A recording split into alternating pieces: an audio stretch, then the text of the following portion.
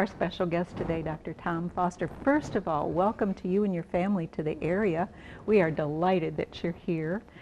And you are a psychiatrist. I am a psychiatrist, a geriatric psychiatrist. Geriatric psychiatrist. Can you tell us just a little bit more about what that means? You're dealing with a population that is over what particular age? Well, for our unit, it's age of 55. 55. So a little bit of a younger of a geriatric population. But I also can treat adults. Our unit, like I said, has an age cutoff.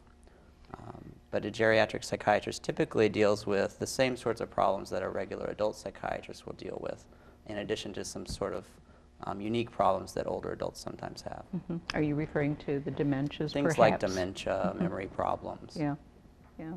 And I'm sure probably the very first thing you would do is to make sure that someone is healthy. In other words, the dementia that may appear to be dementia, but when in fact it's actually they're dehydrated or some such thing, or they have an infection. So going through all the elimination process probably first to get. So oftentimes, even before they come to the inpatient unit, the medical team or the emergency room or their outpatient primary care doctor will sort of go through the medical workup to make sure that there's nothing medically wrong that might be causing the worsening of their symptoms, which they present for. Right, right. Deb, always great to have you on the show. Thank you for bringing Dr. Foster today. That's delightful. I know he is new to the area, as I mentioned, and he's just hit the ground running, getting the word out about Hensley Behavioral Health. He has. He's been out marketing. He's met the staff. He's already got a good-sized caseload. He's helping us perfect what we've been doing and taking us to the next level. So as we go out marketing with our long-term care, we're looking at a way to possibly be able to do direct admits in the future, to be able to take some of the stress out of the admission process to the unit. Yeah, that would help a great deal. Yeah. What else is, now what's the criteria for Hensley Behavioral Health? You'd mentioned that there's an age restriction. So. Well, right, so the age restriction is one thing.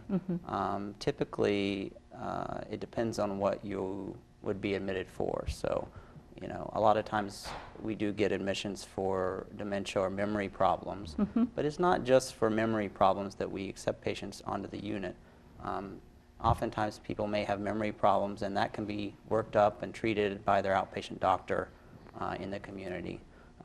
They usually come to see us when they're having the other symptoms other than memory problems, which you often see with dementia as the disease progresses. Psychotic break or right, that so kind sometimes of thing. they have psychotic symptoms, which means hallucinations or delusions. You know, sometimes they get paranoid, but they can also have mood symptoms, so they can have depressive symptoms, they can get irritable, sometimes they get to be aggressive, and those are the sorts of things that we tend to admit patients with dementia for. Otherwise, we also admit patients for things like, you know, depression, thoughts of hurting oneself, that sort of thing. Yeah, yeah. So, and you've worked, I know, closely with the Klein Emergency Center, that when people are brought into the emergency center, that they're contacting you immediately. How does that work? Yes, they are. They do contact us immediately, and then we go down and initiate our inquiry into the unit. And they know what tests need to be run in order for us to have a rule out of any physical issue. So we can do that, go down and get the information, then present the case to Dr. Foster, and he determines the appropriate disposition for the patient. I see. Boy, we are so glad you're here. We've been missing that piece of our puzzle for a while, so it's delightful that you're here, and it's going to be just such a great fit for the community. You know, certainly have got the needs. You know, we've been seeing that for quite a few years, and it seems to be on the rise, unfortunately. People don't seem to have coping skills, perhaps, or know what to do. But now we've got some place for them to come, and that help is waiting for them. This is delightful. So, Deb, what else do you want us to know about the unit?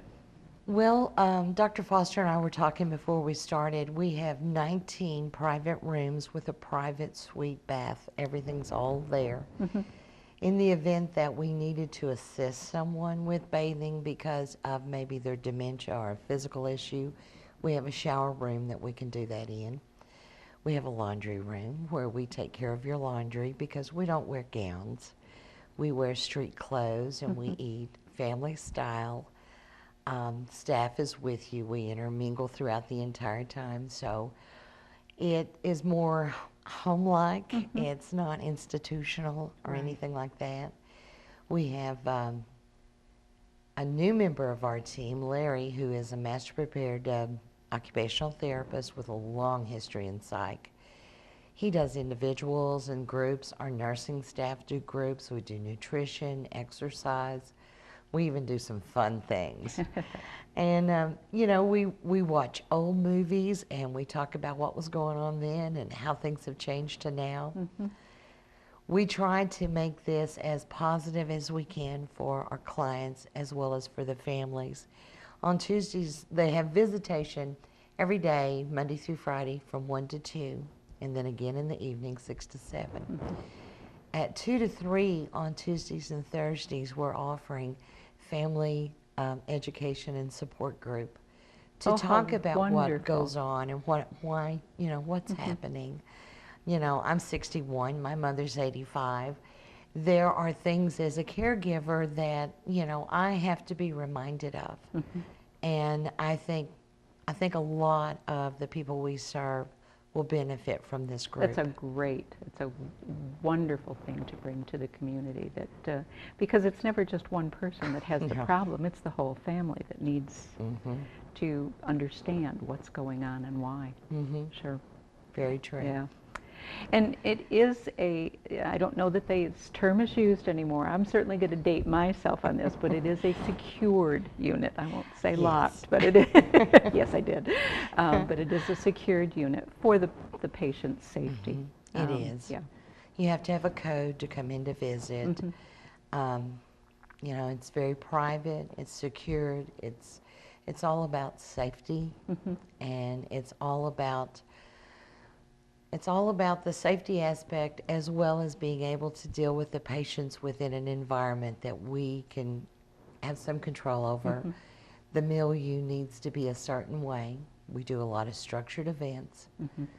That helps with times don't matter so much with a demented patient, but what does matter is the structure throughout the day. Sure.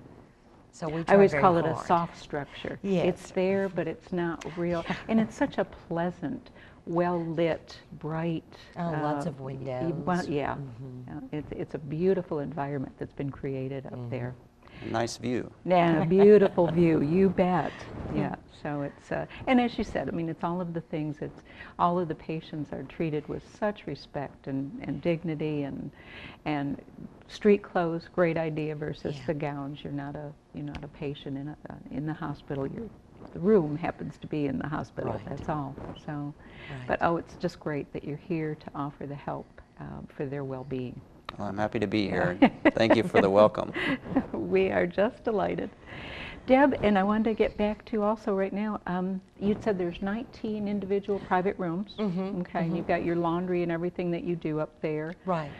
What's doctors, is it too soon to ask, what would a day be like? I know that you do group sessions. Can you kind of walk us through that and what a group, what you're looking for, who's leading the group and what's going on with the group? So certainly a big part of what we do is group therapy. Typically the day would start with breakfast, getting dressed and everything, and if needed the staff can assist patients with that sort of thing, sort of the daily care that everyone needs.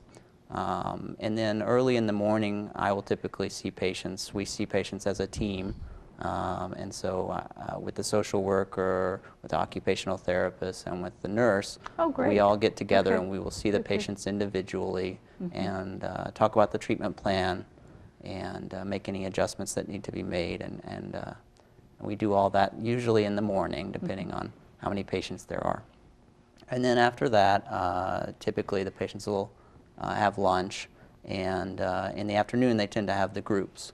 And so they actually have quite a few groups They do. on this unit, which is a great thing. I think that that really helps. And that's not necessarily the case everywhere. So Yeah. I think group therapy is great for these patients, and I think they do a good job doing that. Are the groups divided based on need? Sometimes we can do that. Say we have a population that we may have 3 or 4 that are more demented or need more structure or need more assistance. They will be in one section. And then Larry can take 2 or 3 others and do maybe a higher functioning group, like preparing to go home, getting ready for community reentry. If you're at home and you need groceries and you don't drive anymore, how do you navigate this? Right. Let's talk some more about this. We need to take a short commercial break. We will be right back. Don't go away.